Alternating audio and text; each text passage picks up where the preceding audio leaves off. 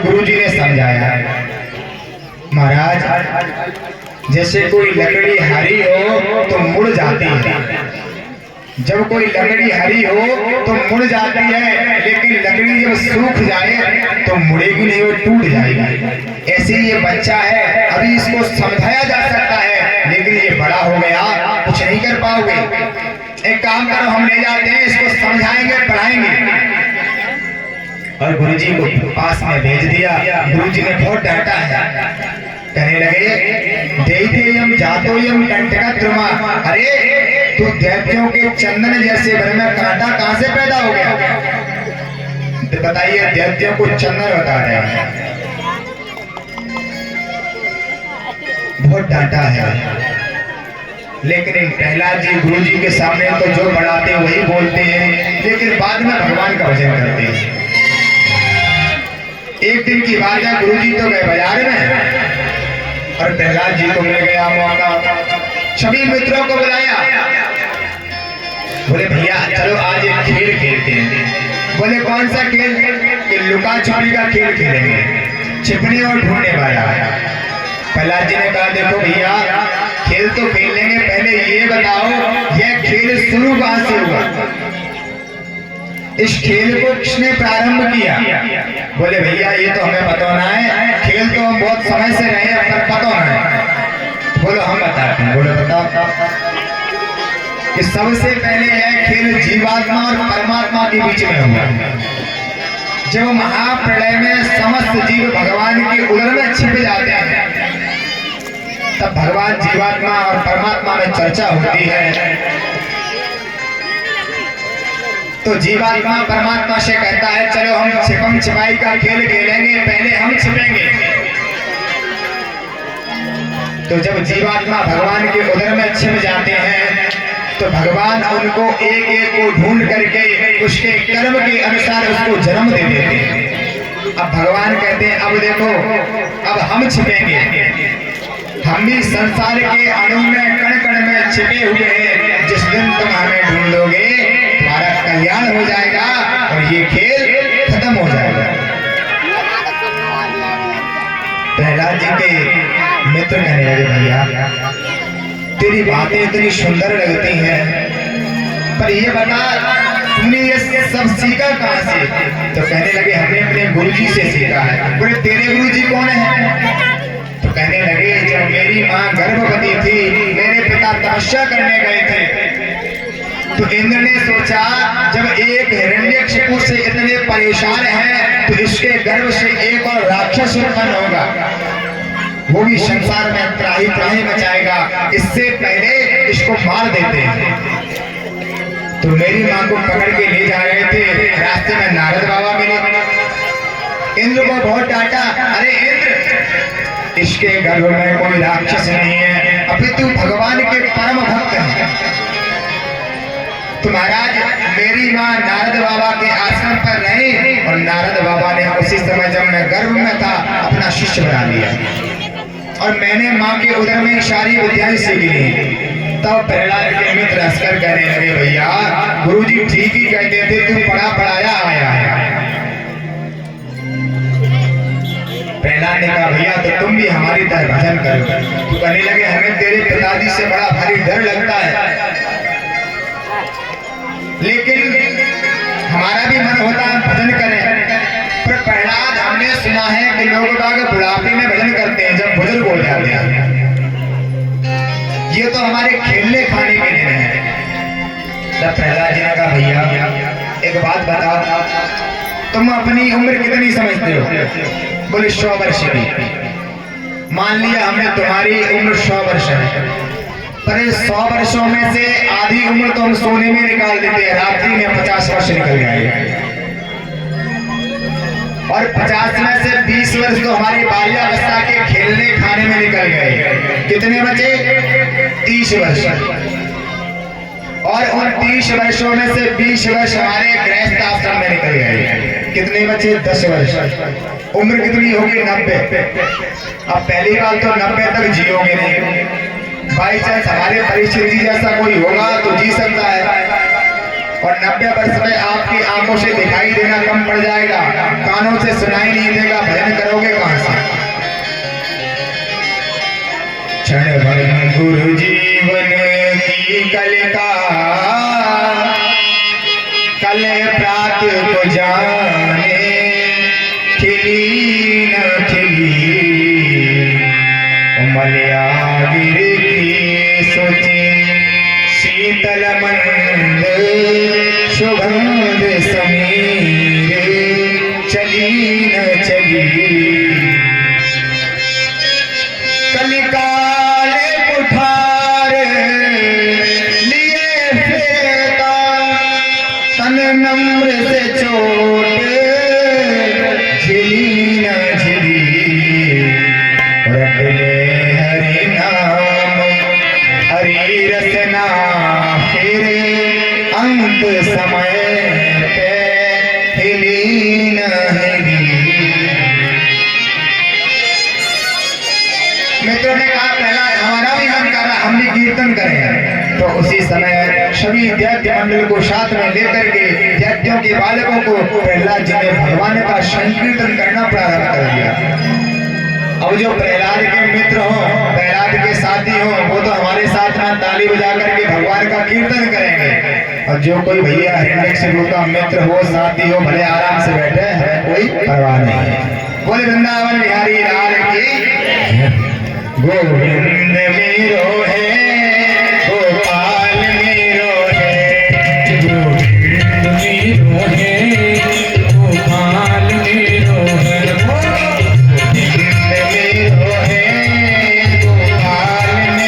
है, गोविंद मेरो है, गोपाल मेरो है, गोविंद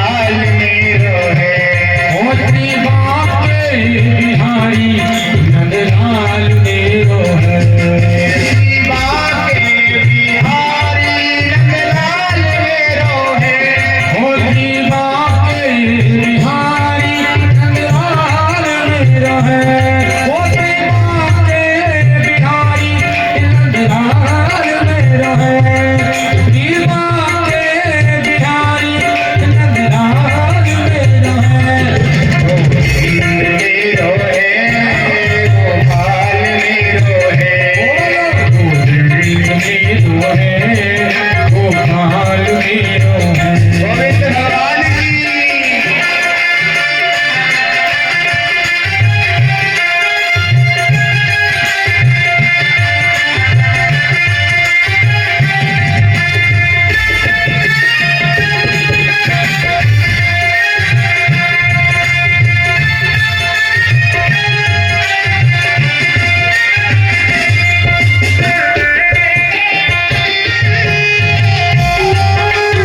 गोपाल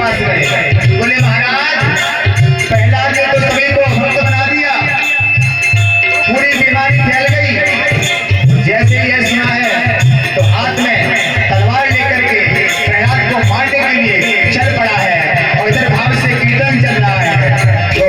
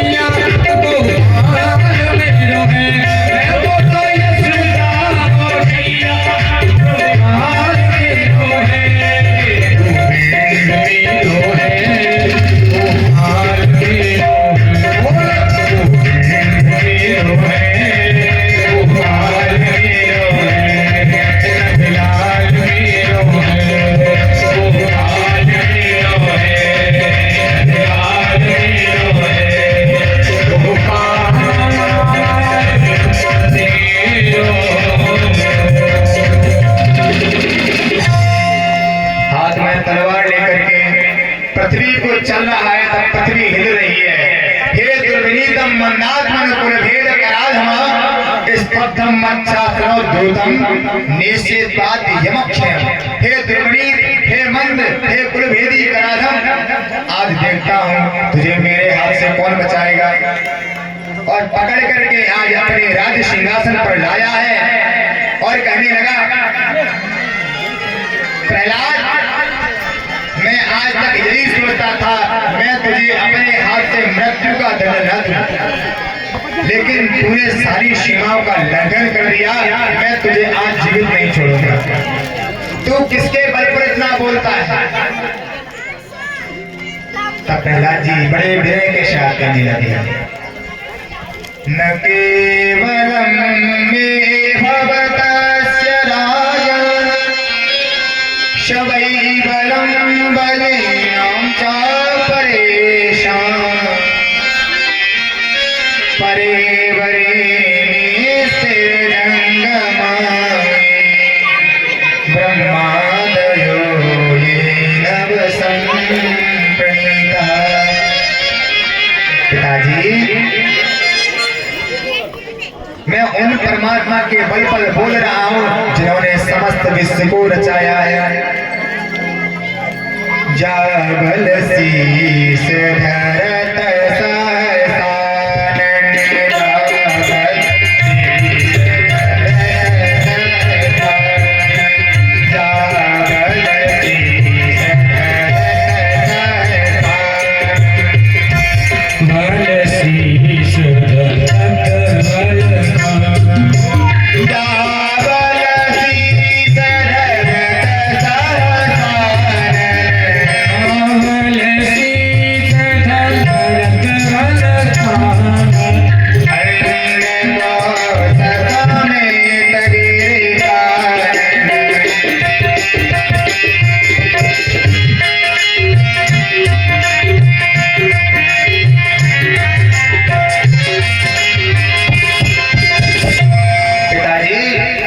जिन परमात्मा ने सारे विश्व को रचाया है, मैं उन्हीं परमात्मा के बल पर बोलता हूँ।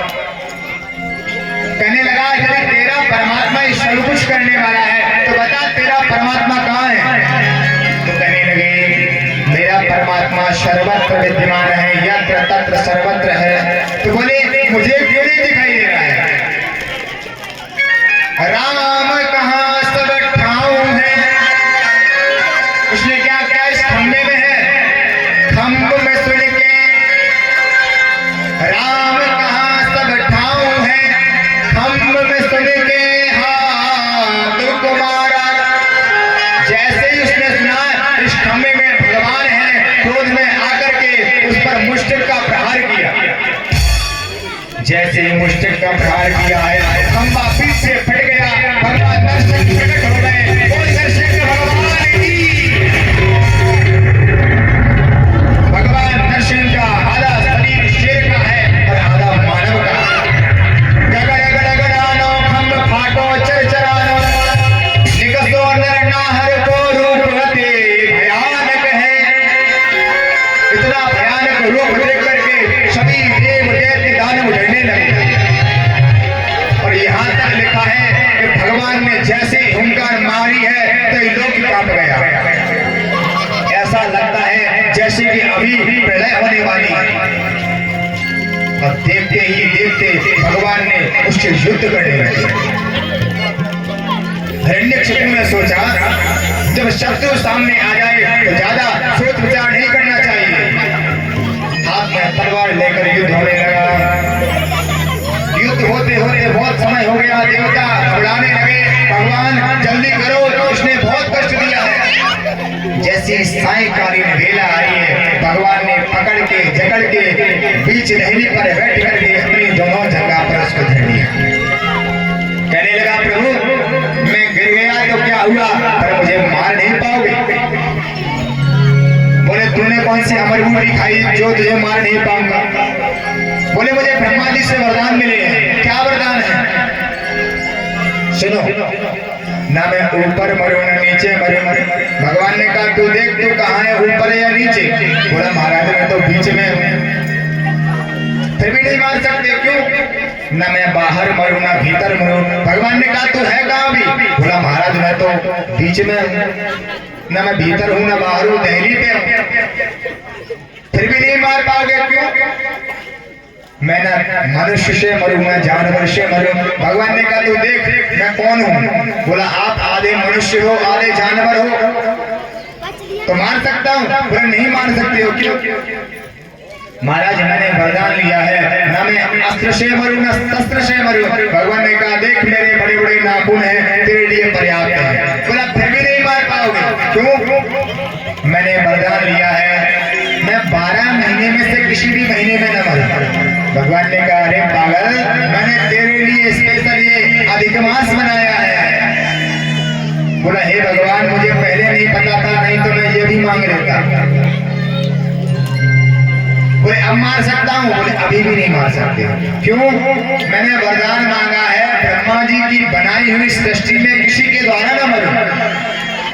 भगवान ने कहा अरे ब्रह्मा जी मुझे नहीं बनाते हैं, किंतु मैं ब्रह्मा जी को बनाता हूँ। और इतना कह करके भगवान ने उसका पेट चीर दिया और उसकी अंतड़ियों को लेकर के अपने गले में डाल लिया। भगवान का क्रोध और बढ़ता जा रहा है, क्यों? भगवान कहते हैं मेरा अपराध करोगे मैं कुछ नहीं कहूंगा। जो अपराध भगत करि करहु, जो अपराध भगत करि करहु, राम रोष पावक सोई जरहि, राम रोष पावक सोई जरहि। जो अपराध भगत करि करहु, जो अपराध भगत करि करहु, राम रोष पावक सोई जरहि, राम रोष पावक सोई जरहि। और भगवान ने उसका उद्धार कर दिया। अब तो देवता बड़े घबराए, राक्षस मारा गया, भगवान का क्रोध कम नहीं हो रहा है। सब देवता स्तुति गाने लगे। सबसे पहले बैल पर सवार होकर के भोले बाबा आए। जैसे ही नरसिंह भगवान ने हुंकार मारी है, भगवान भोलेनाथ का नंदी बिलक गया और नंदी भाग गया। ब्रह्मा जी हंस पे बैठ के आए, उनका हंस डर के मारे पास ही नहीं जाता है। अब किसी ने कहा कि जब स्वामी जी किसी के जब ज्यादा नाराज हो जाएं तो श्रीमती को बुला दो, उनकी पत्नी को बुलाओ, उनके सामने उनका क्रोध शांत हो जाता है। सब देवता दौड़े दौड़े लक्ष्मी मैया के पास में गए। लक्ष्मी मैया ने कहा क्या हुआ? तो कहने लगे महाराज आपके स्वामी आज बहुत लाल पीले हो रहे हैं। बोले हम क्या करें? तो तुम चिंता मत करो, अभी मैं जाऊंगी तो एकदम शांत हो जाएगा। और मैया बढ़िया सुंदर श्रृंगार करके आरती की थाली हाथ में लेकर के चमचम करती हुई जैसे ही आई, तो भगवान ने जैसे ही हुंकार भरी, लक्ष्मी मैया की कहीं थाली कहीं कुछ दौड़ते दौड़ते वैकुंठ में। अरे देवताओं तुम बड़े दुष्ट हो, पता नहीं किसके सामने खड़ा कर दिया। नारद जी ने जब ये देखा तो प्रहलाद से कहा बेटा प्रहलाद तेरे लिए भगवान ने अवतार लिया, तू जाएगा तो इनका क्रोध अवश्य शांत हो जाएगा। उसी समय प्रहलाद जी गए हैं, दौड़ करके दंडवत प्रणाम किया। जैसे प्रहलाद जी को अपने चरणों में देखा है, भगवान का क्रोध कर्पूर की तरह उड़ गया। स्वपादमूने पतितं तमर्भकं विलोक्य देवा कृपया परिप्लुतः उत्थाप्य तच्छीर्षदधातराम्बुजं कालायुवे सहस्रधियां कृपाभयम्। भगवान कहने लगे प्रहलाद तुझे मुझसे डर नहीं लग रहा है क्या? प्रहलाद बोले स्वामी जी एक बात बताइए, जब सिंह जंगल में दहाड़ मारता है सारे जीव जंतु भाग जाते हैं, पर उसका जो शावक यानी बच्चा होता है उसके सर पर खेलता रहता है, वो डरता नहीं है। तो महाराज आप तो मेरे पिता के समान हो, मेरे पिता हो। तब भगवान आज प्रहलाद से क्षमा मांग रहे हैं। ये पहली बार ऐसा हुआ है कि भगवान भक्त से क्षमा मांग रहे हैं। भक्तों ने तो अनंत बार भगवान से क्षमा मांगी है।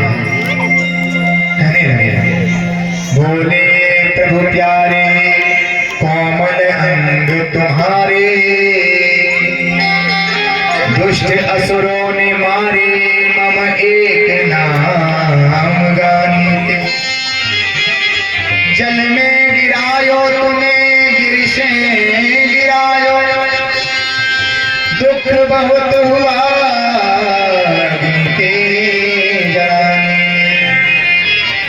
मंजुल मुखार बिंद चूम चूम के कहे, क्षमा करो पुत्र मोहे देर भैया रे।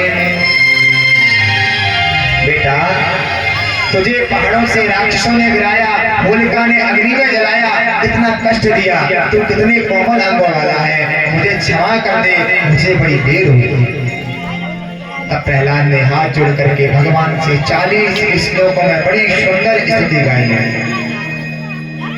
ब्रह्मा दया सुर गणामयो तसिद्धा सत्वैकतानमतयो वदतां प्रभावै नारादितुं पुर्वणैरधुना पितृ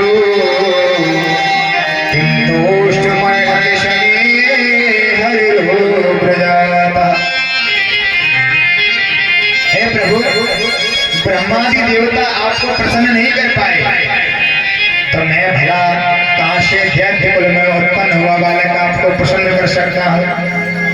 भगवान प्रसन्न हो गए, बोले वत्स प्रहलाद कुछ वरदान मांगो। बोले महाराज मुझे कुछ नहीं चाहिए, अरे मांगने का काम तो सौदागर करते हैं, मैं तो भक्त हूँ आपका। भगवान ने कहा फिर भी मेरी आज्ञा है, तुम इस सिंहासन पर बैठो और राज्य करो। राज सिंहासन पर जैसे ही बैठे उनको याद आ गया अपने पिता की। अरे जैसा था, भला था, बुरा था, मेरा पिता था। महाराज मैं कुछ मांगना चाहता, मांगो। महाराज मेरे पिता का उद्धार कर दीजिए। भगवान कृष्ण के आंखों में आंसू आने लगे। अरे बेटा, जिस पापी पिता ने तुझे इतना कष्ट दिया, फिर भी तू उसके लिए सोच रहा है। पर तेरे जैसा भक्त जिस कुल में पैदा होता है, उस कुल की 21 पीढ़ियां कर जाता है। इस तरह से भगवान ने प्रहलाद के ऊपर अनंत कृपा करी है। आगे यहाँ से अष्टम स्कंद प्रारंभ होता है। मनमंत्रों की कथा कही गई। एक मनमंत्र में भगवान ने गजराज की रक्षा ध्यान से करी। हिमालय की तलहटी में गजराज रहा करता था, बड़ा बलवान था। जिस रास्ते से निकलता बड़े बड़े शेर उससे डर करके भाग जाते थे। बड़ा अभिमानी था, बहुत बड़ा परिवार था। गर्मियों के समय में प्यास से व्याकुल होकर के वह एक सरोवर में जल पीने के लिए आया। गजराज को प्यास लगी वन में,